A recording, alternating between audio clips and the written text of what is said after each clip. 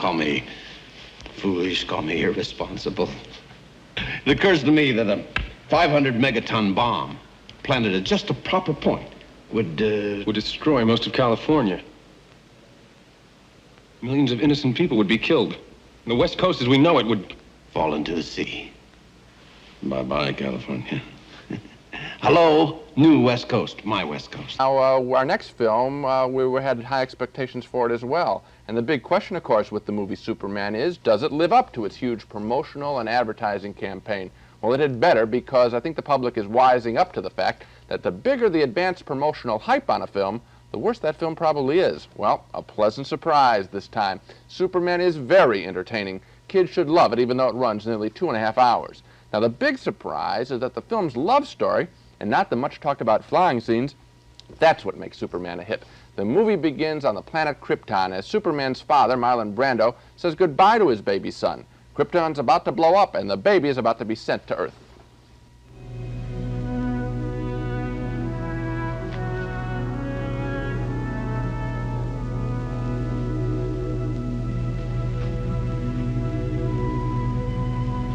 You will travel far, my little Kal-El. But we will never leave you, even in the face of our death. The richness of our lives shall be yours. All that I have, all that I've learned, everything I feel, all this and more, I bequeath you, my son. Brando was paid nearly $4 million for his brief role in the picture. He's almost worth it. He makes the fantasy, I think, believable. Now, later in the picture, when that little baby gets to Earth, of course, Superman adopts the guise of Clark Kent, mild-mannered you-know-what, for a great metropolitan newspaper, the Daily Planet.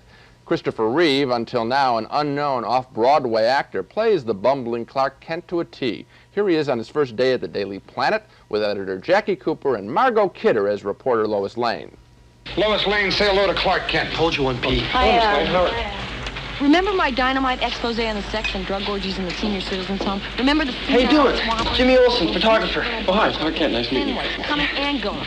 It's got everything. It's got sex, it's got violence, it's got the ethnic angle. I mean, look at it. So is a lady wrestler with a foreign accent.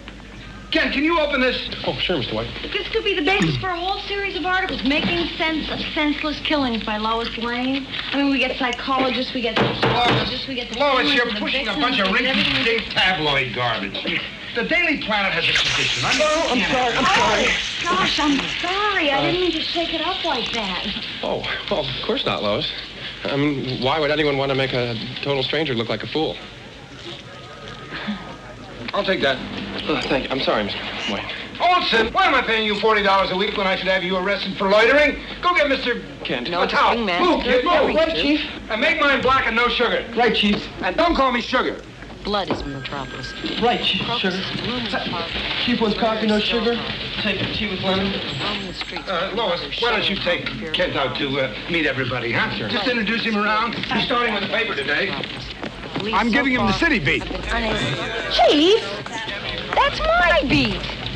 Lois, Clark Kent may seem like just a mild-mannered reporter, but listen, not only does he know how to treat his editor-in-chief with the proper respect, not only does he have a snappy, punchy prose style, but he is, in my 40 years in this business, the fastest typist I've ever seen. Excuse me, I'm sorry.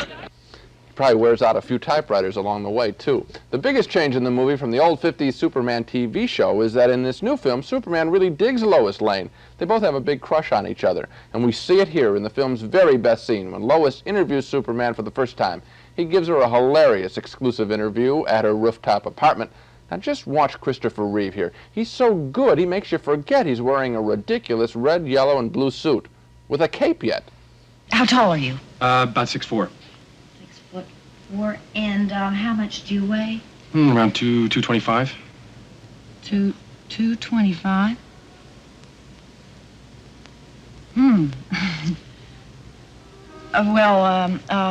I assume then that the rest of your bodily functions are normal?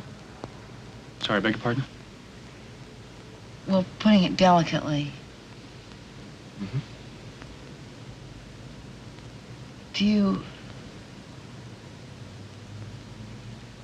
eat? Yes. Yes, I do. When I'm hungry. You do? Of course you do.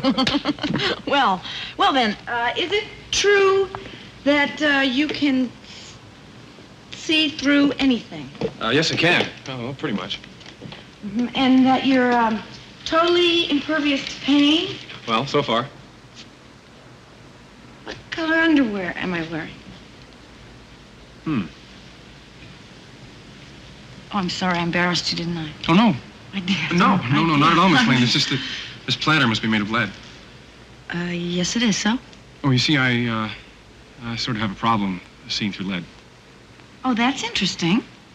Problems and first name. Do you have a first name? What do you mean, like Ralph or something? No, I mean like, Pink. Huh? Pink. A wonderful, charming scene. Now, the last 40 minutes of the film, though, is a juvenile crime story with Gene Hackman playing a soft criminal trying to blow up California. He's a namby-pamby sort of villain we used to see on that old Batman TV show. But, the love story. That's what makes Superman really worth seeing. Ah, the love story indeed. I knew the love story was coming. I thought the special effects were great.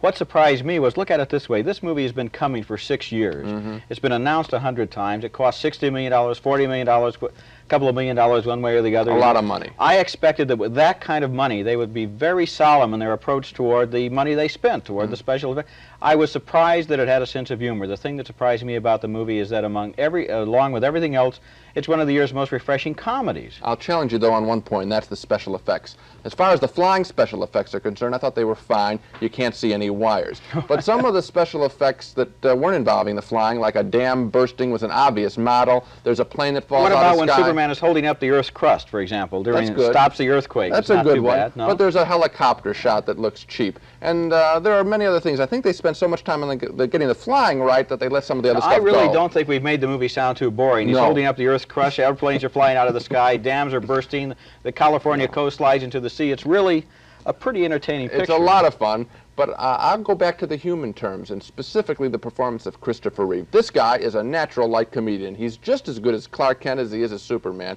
He's really an actor to watch. And if the role had been cast in the wrong way, they would have been in big trouble. He pulls it off. They had a national talent search. For once, they found the right talent. I agree. Fantastic about the sensational epic Superman. We went into the theater with our doubts and came out as believers. I did even more so than Gene, so 2 big yeses for the Man of Steel.